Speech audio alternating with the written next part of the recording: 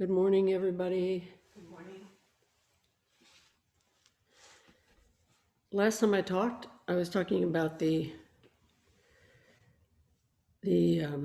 Bodhisattva's Four Great Vows. So to kind of contextualize this, I'm doing a series of lectures on the meaning of the verses in the full moon ceremony, Ryaku. So now we're talking about the Four Great Bodhisattva Vows. And the last lecture I gave, I talked about the meaning of vow. So that's available on YouTube, and you can also hear the audio on the website. Now what I want to do is start talking about the four vows themselves. So that's what we're going to do today. And the first vow is, beings are numberless, I vow to save them. That's the translation that we use. And I was going to talk about all four vows, but I got so caught up in the first one that that's what the lecture is going to be about today, is the first vow. This translation, beings are numberless, I vow to save them. I'll talk about the translation, but before I start, it's a very ancient vow. This first vow is Shakyamuni's vow to liberate all beings. So all beings are suffering. That's the first noble truth. There is suffering. And Shakyamuni, his vow and the vow of all bodhisattvas and our vow is that we want to help to bring about the alleviation of suffering of self and others. So this vow has been found in Buddhism from the very beginning, which means that each school of Buddhism has its own understanding, its own doctrinal understanding about what it means to say, beings are numberless, I vow to liberate them, carry them across, save them, bring them to enlightenment, etc. So what I want to talk about today is how we understand this in Soto Zen. So the first part of the vow is beings are numberless. In Japanese, this is Shujo Muhen. So Shu, the character for Shu, refers to a great number of things, and Jo is mankind. So Shujo, and Muhen refers to being mu, is as in mu, no, or without. And then hen refers to without boundaries, without borders, or maybe we could say without limitation. So our translation of this is we say just beings are numberless. But other translations specify that these beings are sentient beings, or that this refers specifically to human beings. So in many Buddhist schools, the only rebirth in which we can be, in which we can come to realization is that of being reborn as a human being. So, we have the realm of the Titans. They're always fighting with each other. We have the realm of the gods, which sounds pretty sweet, except for the fact that when their merit runs out, back down to another realm. That's problematic. We have the realm of animals who don't have a lot of control over their lives. We have the realm of hungry ghosts and the hell realms. And we have the realm of being human beings. So the idea is that human beings live long enough, usually, to be able to come to some kind of realization, that we have the intellect and the mind to be able to come to understanding Buddhist teachings. So that's a reason why we think that being human being is a really good rebirth. So that is why it is said that only human beings can be liberated. But in Chinese, the Chinese Zen schools, or the Chinese schools, had a different idea of Chinese school Buddhism, which was that everything is sentient. So usually we think of sentience as some kind of self-awareness or a certain kind of mindset. But in China, They understood the sutras to say that everything is alive, everything is sentient. So this is pretty radical thought, and it means that it's going to change the way we relate to other things, beings in our life. So if we think that everything's alive, everything is vital, and it has intrinsic value in and of itself, separate from our relationship to it, that means that we are going to have a different relationship to it. We can't think of things or other beings or animals or insects or plants, etc. We can't think of them as something to be used and discarded by us. They have a life of their own, and then we have to respect that life. So, for example, we take care of the objects that are helping us. A cup helps us to drink, and we take care of that cup. And part of the reason we take care of the cup is because that cup has a life of its own, and that if we disvalue that cup, if we understand that it is a separate entity with a life of its own, from its own side, as the Tibetans say, we will take care of that cup. Furthermore, beyond this, and because of this, everything, all beings, are vessels of the Dharma. They are teachings, and they are Buddha nature itself. So when we look deeply into the beings that surround us and live with us, we learn from them. And they are vehicles for our own awakening. If we truly understand and see them as being particular and worthy of their own beingness, then we view the world in this way. When we don't view the world in this way, we're acting with the mind delusion. And of course, that's why we're in such ecological straits these days, because we have always had, as human beings, the idea of what can you do for me? How much oil can I pull out of the ground? How many fish can I eat? What am I going to throw away because I don't care about it? I'm going to catch all these fish and I only want one fish, but I'm getting rid of all the other ones that die because they don't mean anything to me. I can't eat them. That kind of mindset that we've had, that's a delusional mindset. So the awakened mind asks the question, what is needed here? How do I take care of this earth? How do I take care of and understand that all beings have intrinsic value in and of themselves? How do I take care of this cup? How do I take care of this earth? How do I take care of my relationships? That's how we want to think about this. So that's to talk about beings. And then we say beings are numberless. So muhen means that you can't count or quantify the whole world's beingness and all the beings in this whole world. The totality of this world and all of the interrelationships, the causal relationships, the interbeingness of this world, as Thich Nhat Hanh would say, all these causal relationships are vast, and yet simultaneously they're connected. So these are these numberless beings. But we can also understand muhen to mean without boundaries or borders. So I would say that this points to the non-dual aspect of the mandala of our lives.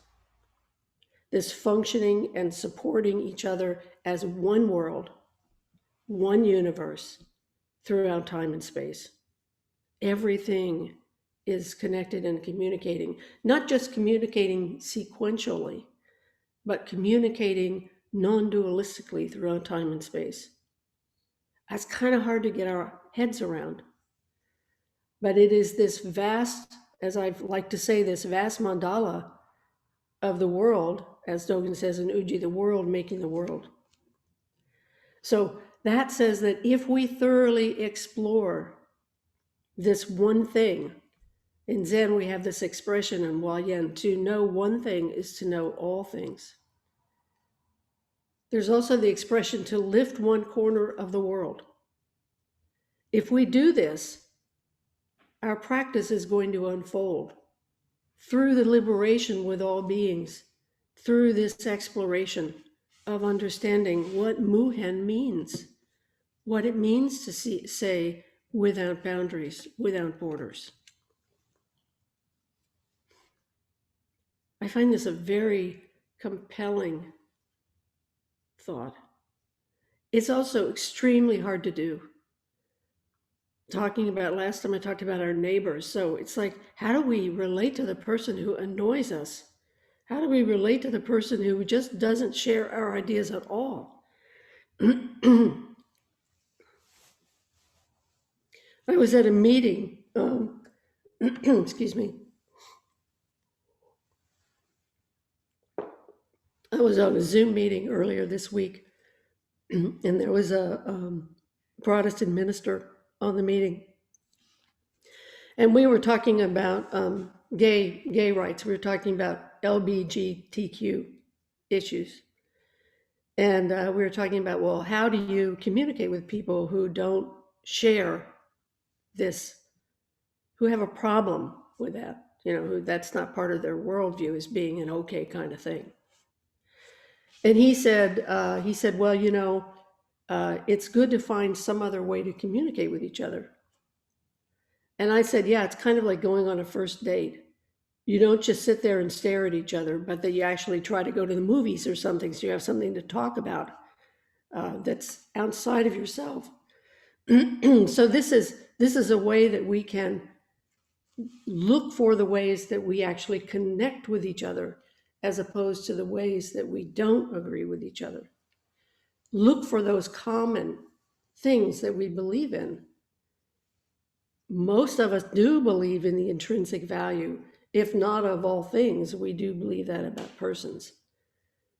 So that we actually meet each other on that playing field, as opposed to an oppositional point of view. We're not trying to persuade other people to our point of view.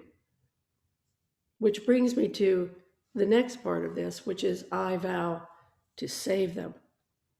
I'm interested in this word save, because we talked about vow last time. So in a really important way, save is not a very good translation, because when we think about the word save, we come from a Judeo-Christian culture, and when we think about save, we think about God, and we think about these connotations of proselytizing or trying to convert someone to Buddhism. In Soto Zen, we are not trying to actively go out and save people. In fact, we are encouraged to really pay attention to our own practice, which affects others through our self-cultivation of skillful response, kindness, and wisdom. So the idea is that we embody the practice. We engage the practice. It is so much easier to tell other people what to do than to actually do it ourselves. It's so much easier for me to sit up here and say to you, be nice to your neighbor, when my neighbor drives me nuts. The question is, how am I acting towards my neighbor? Now, of course, each one of us has to ask that question of ourselves, but then we have to actually engage in the practice, which of course is the tough part. It's easy to talk about it, and it's really tough to do. That's one of the reasons we have Sangha. That's one of the reasons we keep talking about the teachings, because they remind us, and Sangha supports us to do the hard work of this practice. So essentially, we save ourselves through deepening our practice, and the effects of that ripples out through the world. This points to the numberless beings as Muhen, or one great Dharma wheel turning. So save, the Japanese word that's being translated as save, is do.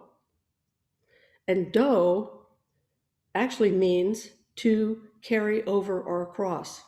So that's the direct translation of this, not save. So what does that mean? Carryover refers to liberation or awakening, but specifically it refers to crossing over the stream of rebirth, crossing over from the shore of samsara into nirvana, to be carried over, to carry over from to the other shore. So this karmic stream, the shore of samsara, which is the result of endlessly going around the 12-fold chain of causation, is what we want to leave behind. So rebirth is referred to as going around, this cyclical going around, this constant rebirth that we're sucked into because of our karmic afflictions. Just as a side note, the bodhisattva is sucked into the next rebirth because of their desire to save all beings, because of their desire to liberate, to bring to liberation, or to do the practice, not leave anyone behind. That's the desire that causes a bodhisattva to be reborn. So this rebirth is called going round. This going round, the endless merry-go-round of samsara. So the word going round has the same root as sar does in the word samsara.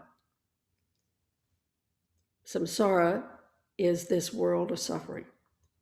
So samsara is going round and round through the 12-fold chain and this repeated rebirths.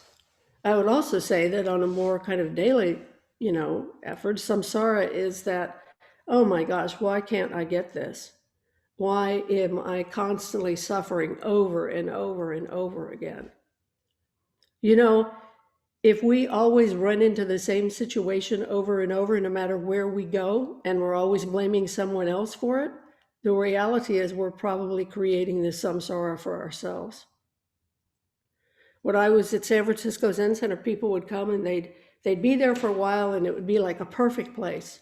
You know this, when you first go somewhere, it's like it's totally perfect. You love it. Everybody's great. You're convinced, especially in a spiritual setting, that all these people around you are enlightened.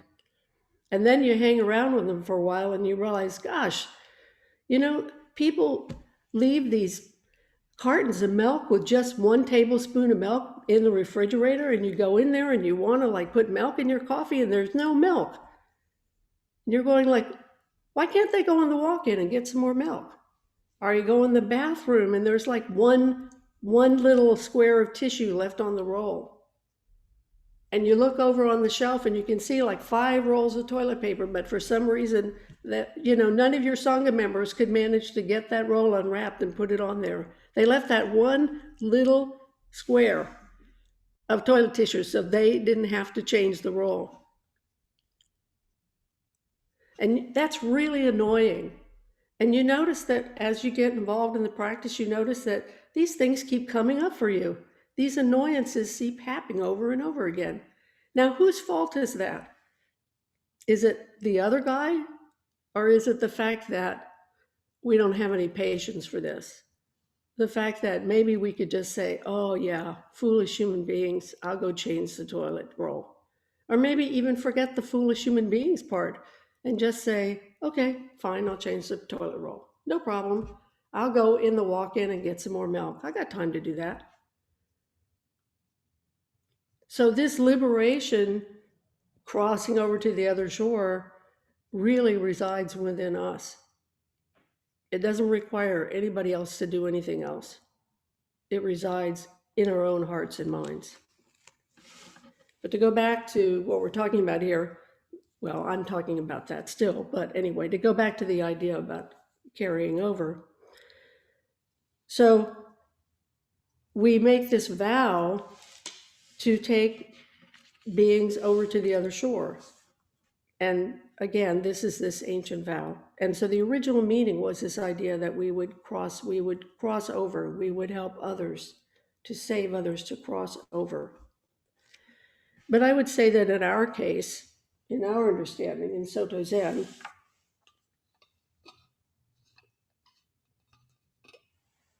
hang on a second here.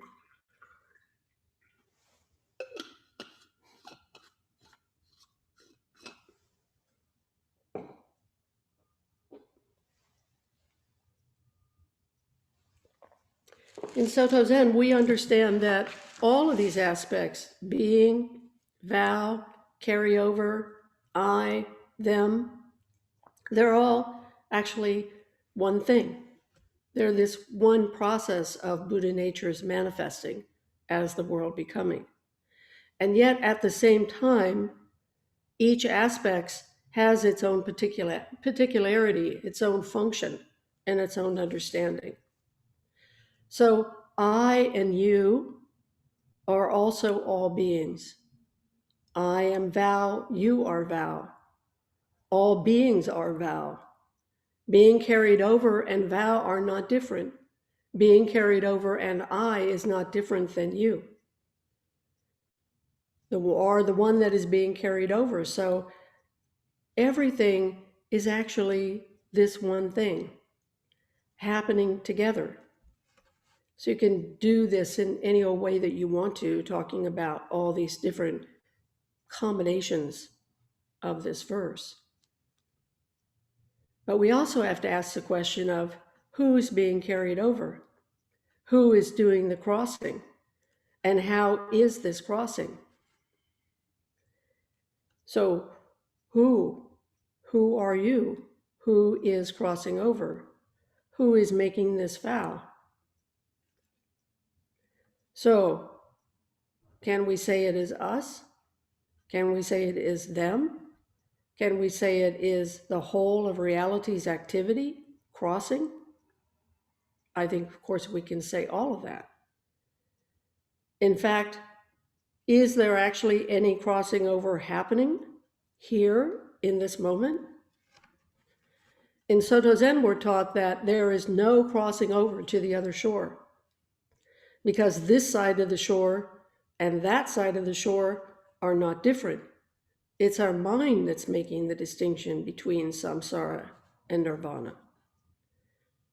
Dogen says in Shoji, he says, birth and death are nirvana. Yet at the same time, we do talk about this shore and that shore. And we do need to make effort in practice, because there is a difference between an awakened person and a deluded person. There is a difference between the times when we engage in awakened action and the times when we engage in deluded action.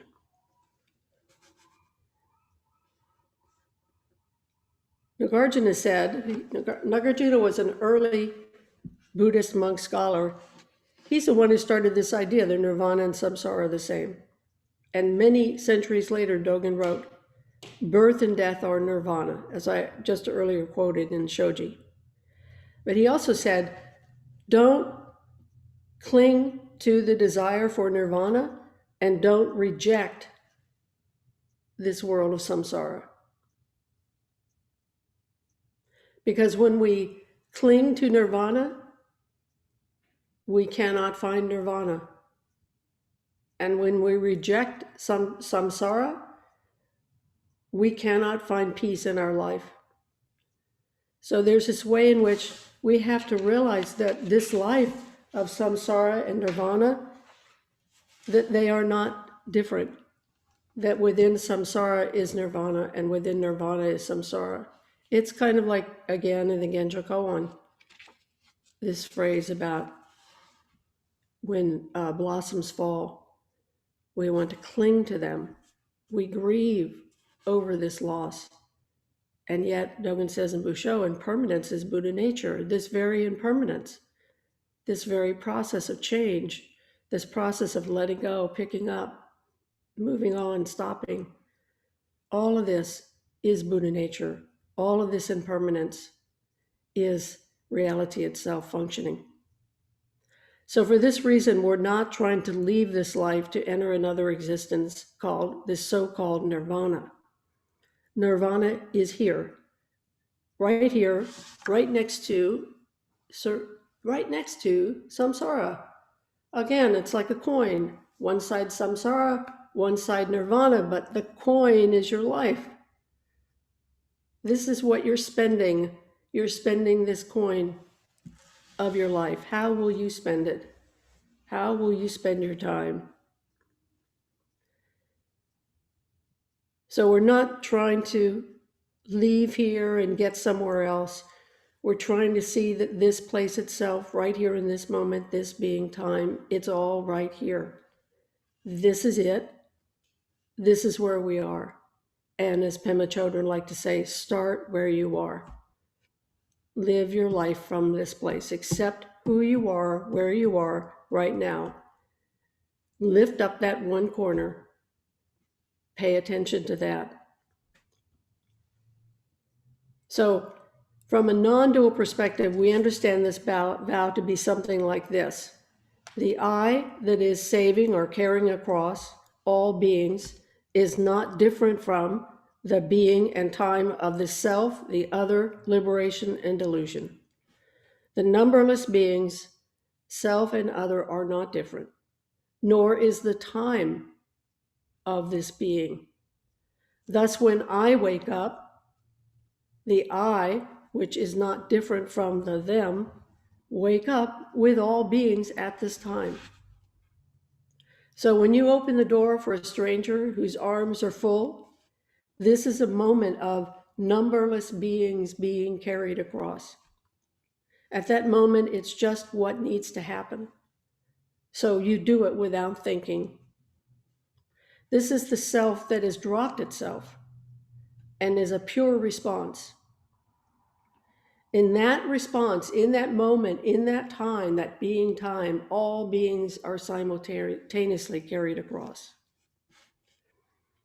Now, I would say that exactly how that happens is really difficult to get our mind around.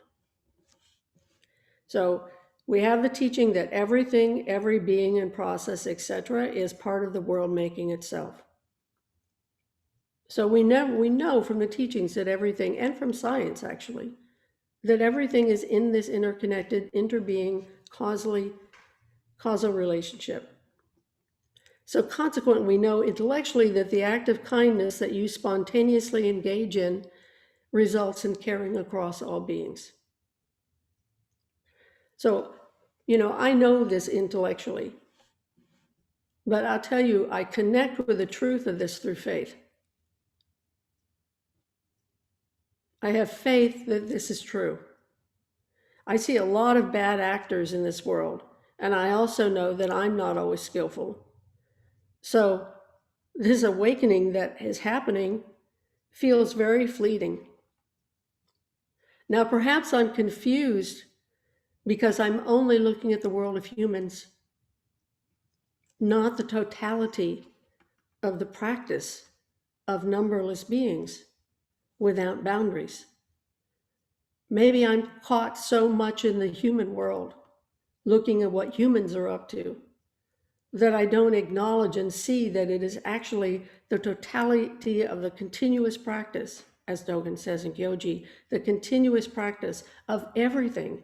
He says the stars, the moon, everything is practicing to make this world. So from that perspective, there is a lot more enlightened activity going on than me being stuck on the kind of crazy delusional foolishness of human beings. But regardless of where I may get caught along the line of this kind of reasoning, I believe the teaching is real, and this is my faith. And because of this faith, I keep making this effort throughout my failures. Because of this faith, I can see that all beings also awaken with me, and I awaken with all beings. Because their vow and my vow as well is to wake up, even though we're caught in delusion. So I would say that we should always go back to the basics.